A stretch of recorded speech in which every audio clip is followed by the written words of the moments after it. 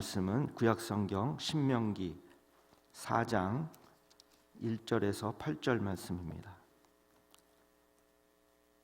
신명기 4장 1절에서 8절, 제가 가지고 있는 성경으로는 구약 266쪽이 되겠습니다.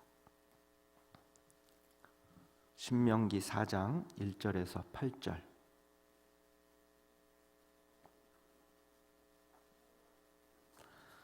우리 찾으셨으면 한 절씩 교독하고 마지막 절은 합독합니다.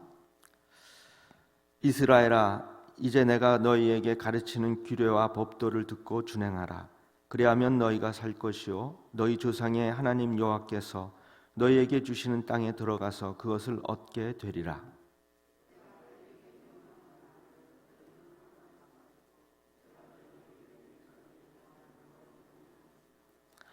여호와께서 바알부올의 일로 말미암아 행하신 바를 너희가 눈으로 보았거니와 바알부올을 따른 모든 사람을 너희의 하나님 여호와께서 너희 가운데에서 멸망시키셨으되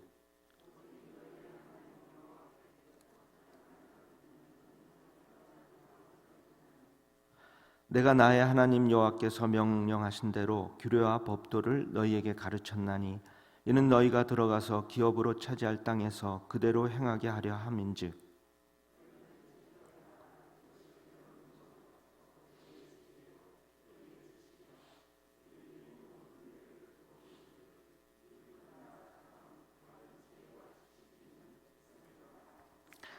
우리 하나님 여호와께서 우리가 그에게 기도할 때마다 우리에게 가까이 하심과 같이 그 신이 가까이 함을 얻은 큰 나라가 어디 있느냐? 오늘 내가 너희에게 선포하는 이 율법과 같이 그 규례와 법도가 공의로운 큰 나라가 어디 있느냐? 아멘. 신명기는 이제 모세가 가나안 땅을 눈앞에 두고 모압 평지에서 이스라엘 백성들에게 설교한 세 편의 설교집이라고 말씀을 드렸습니다.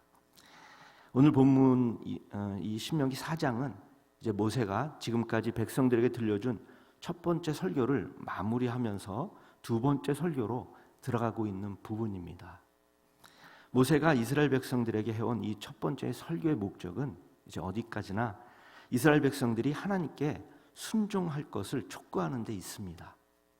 이를 위해서 모세는 백성들과 함께 이제 애굽을 탈출해서 광야 40년간의 생활 가운데 이스라엘과 함께하며 큰 권능으로 지켜주신 하나님의 역사를 상기시키고 있습니다. 또한 대조적으로 하나님께 불순종하며 패역한 길로 나가다가 징계당한 이 최근의 이스라엘의 비극적인 역사를 함께 증거하고 있습니다. 이는 곧 백성들로 하여금 하나님께 대한 이 순종과 불순종 중 어느 편이 더 현명한 길인지 스스로 판단케 해주는 것입니다. 이제 모세의 첫 번째 설교가 마무리되는 오늘 말씀을 통해서 모세가 이스라엘 백성들에게 이 권고와 지시로 당부하며 또 명령한 것이 무엇인지 자세히 알아보고 하나님께서 주시는 은혜를 같이 받도록 하겠습니다. 첫 번째, 모세의 권고의 명령은 하나님의 말씀을 가감해서는 안 된다고 하는 것입니다. 우리 2절 말씀을 다시 한번 같이 읽어보도록 하겠습니다. 시작. 내가 너희에게 명령하는 말을 너희는 가감하지 말고 내가 너희에게 내리는 너희 하나님 여호와의 명령을 지키라. 아멘. 여러분, 하나님의 말씀인 이 율법을 지키는 데 있어서 주의해야 할 점은 그것을 가감하지 말라는 것입니다.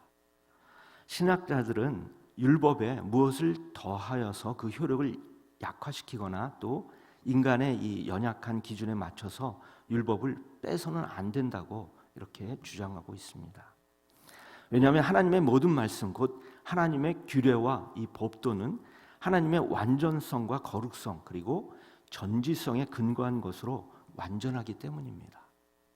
따라서 성경은 신구약 시대를 막론하고 하나님의 말씀에 인간이 인위적으로 그 어떠한 내용을 덧붙이거나 삭제하는 것을 엄격히 금지하고 있습니다. 만일 이를 어기는 자가 있다면 그 사람은 하나님을 거역하는 자로서 영벌에 처해질 것입니다. 하나님의 말씀을 가감해서는 안 된다는 이 형태의 이 공식적인 문구는 성경뿐만이 아니라 고대 이 애굽 문서와 또 주전 19세기의 이 바벨로니아 문서의 이 법전에도 잘 나타나고 있음을 볼 수가 있는데요. 이것은 구약 성경의 이 순수성과 또 통일성 보존에 큰 역할을 했습니다. 이러한 공식적인 문구는 이 신구약 성경에서 변형된 형태의 말씀으로 또한 찾아볼 수가 있습니다. 먼저 구약 성경 예레미야 26장 2절에 이러한 말씀이 있습니다. 같이 한번 읽어보도록 하겠습니다. 예레미야 26장 2절 제가 읽어드리겠습니다. 여호와께서 이와 같이 말씀하시니라. 너는 여호와의 성전 뜰에 서서 유다 모든 성읍에서 여호와의 성전에 와서 예배하는 자에게 내가 내게 명령하여 이르게 한 모든 말을 전하되 한마디도 가감하지 말라. 또 신약 성경의 마지막 부분인 요한계시록 22장 18절 19절에도 하나님의 말씀을 가감해서는 안 된다는 비슷한 문구를 발견할 수가 있습니다. 이 말씀도 같이 한번 읽어보도록 하겠습니다. 시작. 내가 이 두루마리의 예언의 말씀을 듣는 모든 사람에게 요한계시록 22장 18절 19절 같이 한번 읽어보겠습니다. 만일 누구든지 이 두루마리의 예언의 말씀에서 제하여 버리면 하나님이 이 두루마리에 기록된 생명나무와 및 거룩한 성에 참여함을 제하여 버리시리라. 내가 이 두루마리의 예언의 말씀을 듣는 모든 사람에게 증언하노니 만일 누구든지 이것들에 더하면 하나님이 이 두루마리에 기록된 재앙을 그들에게 더하실 것이요. 아멘. 여러분, 하나님의 말씀을 이 가감하는 행위는 하나님의 이 권위에 도전하는 행위입니다. 하나님께서는 이 신구약 성경의 말씀에 다른 것을 더하거나 조금이라도 제하는 행위에 대해서 이스라엘 백성들뿐만 아니라 오늘날 우리에게도 엄중히 경고하고 있는 것입니다. 따라서 우리는 조금의 가감도 없이 하나님의 말씀에 전적으로 순종해야 합니다. 하나님의 말씀에 전적으로 순종하며 나가시는 우리 가자절교 모든 성도님 되시기를 주님의 이름으로 축원드립니다. 모세가 이스라엘 백성들에게 권고와 지시로 당부하며 명령하는 두 번째는 하나님께 붙어 있어야 된다는 것입니다. 우리 4절 말씀 같이 한번 읽어보도록 하겠습니다. 오직 너희의 하나님 여호와께 붙어 떠나지 않는 너희는 오늘까지 다 생존하였느니라. 아멘. 모세는 이스라엘 백성들이 오직 하나님께 붙어 있었기 때문에 광야 생활에서 살아남았다고 분명히 말하고 있습니다. 이 말씀에서 붙어라는 단어를 우리는 주목해야 할 필요가 있습니다. 이 붙어라는 단어에 해당되는 히브리의 원어의 이 의미는 굳게 달라붙다, 집착하다라는 의미를 갖고 있는데 성경에서 이 단어는 두 가지로 크게 사용이 됩니다. 첫 번째는 문자적인 의미로 사용되는 경우입니다. 예를 들어서 뼈가 살갗에 붙어 있다든가 또 손에 칼이 붙는다든가 띠가 사람의 허리에 붙어 있다라는 문장처럼 그 문자적인 의미로 사용되는 것입니다. 두 번째는 문자적인 의미가 아니라 은유적인 용법으로 사용되는 경우인데 예를 들면 하나님께 대한 충성을 가리키는데 사용이 됩니다. 따라서 이 4절 말씀인 너희의 하나님 여호와께 붙어라는 말은 은유적인 용법으로서 하나님께 충성을 다하라는 표현입니다. 이 표현은 이제 3절 말씀에서 바알보를 쫓아갔던 사람들의 이 태도와 대조적으로 이루어지는 것으로 영적인 측면에서 하나님과 이 친밀한 교제를 통해서 순복하고 또 충성을 다하는 것을 가리킵니다. 다시 말하면 바울볼의 사건 가운데서도 우상 숭배를 하지 않고 하나님께 대해서 신앙의 정절을 지킨 사람들은 모두 생존해서 가나안 땅에 들어갈 수 있었다는 의미입니다. 여러분, 어떠한 일이 있더라도 하나님께 꼭 붙어 있으시기를 주님의 이름으로 축원드립니다. 하나님과 떨어져서는 안 됩니다. 하나님의 말씀에 순종하고 충성하며 꼭 붙어 살아가시는 성도님 되시기를 축원드립니다.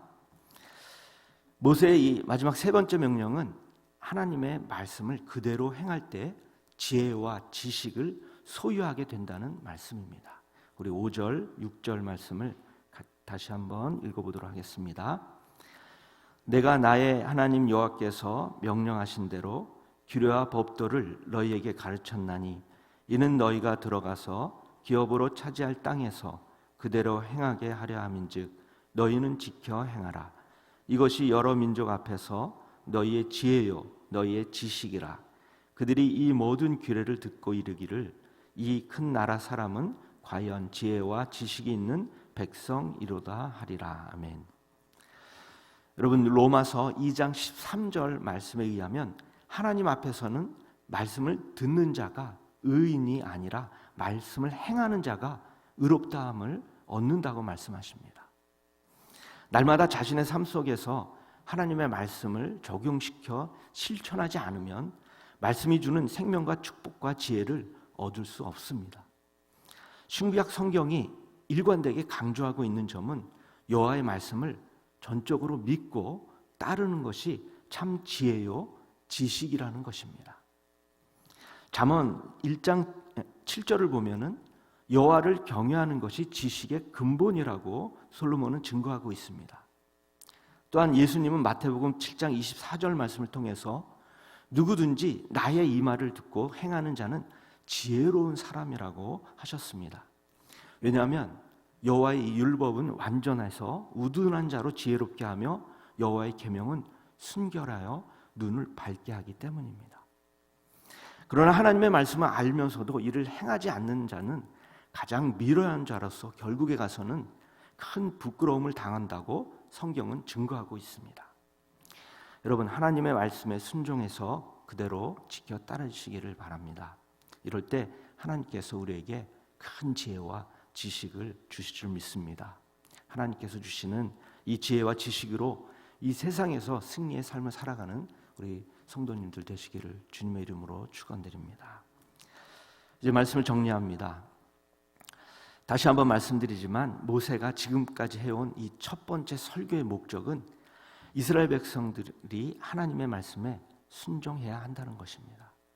그러나 이 설교가 이스라엘 백성들에게만 적용되는 것은 아닙니다. 오늘날 우리에게도 적용되는 말씀인 줄 믿습니다. 오늘도 하나님의 말씀을 믿고 순종해서 그 말씀을 지켜 행할 때 주님께서 주시는 지혜와 지식으로 이 세상을 승리하며 이끌어 나가시는 우리 성도님 되시기를 주님의 이름으로 축원드립니다. 기도하겠습니다. 전능하신 아버지 하나님, 오늘 말씀을 통해서 모세가 이스라엘 백성들에게 권과 지시로 당부하며 명령하는 것이 무엇인지 깨닫게 하시니 감사를 드립니다.